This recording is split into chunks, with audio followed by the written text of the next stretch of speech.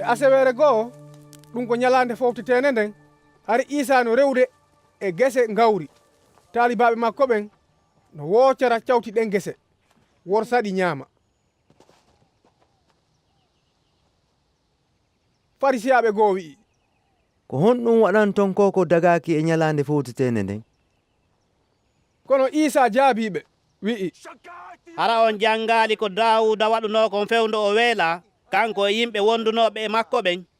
O naati ka nder suudu Allah, o ƴetti bireedije weeɓitaɗe fi sadaka ɗen, o ñaami ko daganino yottinoɓe sadaka ɓen tunkon, o okkori kadi wondunoɓe e makko ɓen.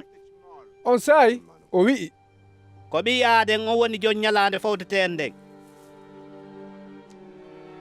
e asewere goo Isa naati ka juulirde o woni e jannugol tawi goɗɗo no nder ton mo jungo mum ñaamu maayi nde tawno jannoɓe fi sariya on ɓen e farisiyaɓe ɓen no faala heɓude ko ɓe lamitora ɓe tooña Isa tawi hiɓe ndaara si o ñawda e asewe ɗum ko ñalande fowtetende nden. kono tawi Isa no anduno ɗimmijoji maɓɓe on saayi o wi'i maaya jungojo on immo daroɗa ka hakkunde ɗo. on immi dari. On saayi Isa wi'iɓe mi landike on hara no dagi ka goɗɗo waɗa ko moƴƴi ma ko boni danda wonki ma wona sabu makki e asewere. on saayi on daari ɓe fof o wi'i on neɗɗo fontu jungo ma ngon. on fontigo jungo makko ngon selli.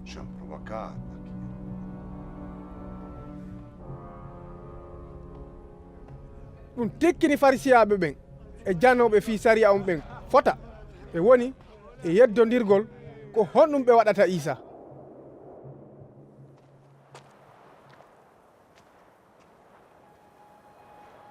e nder ɗen balɗe ɗon Isa yaari ka fello fi toragol Allah o waali torade ɓay weeti o noddi taalibaɓe makko ɓen o suɓi 12 e maɓɓe o toɗɗiɓe sahabaɓe ɗum ko Sim'unu on mo jami Petrusu e Andarawu nene goto Sim'unu on e Yaquba e Yuhanna e Filipu e Bartolomawu e Matta e Toma e Yaquba mo Alfa e Sim'unu tawdaɗo e fedde zelotiɓe ɓen e Yahuda mo Yaquba e Yudasi Iskariyu janfoytoɗo mo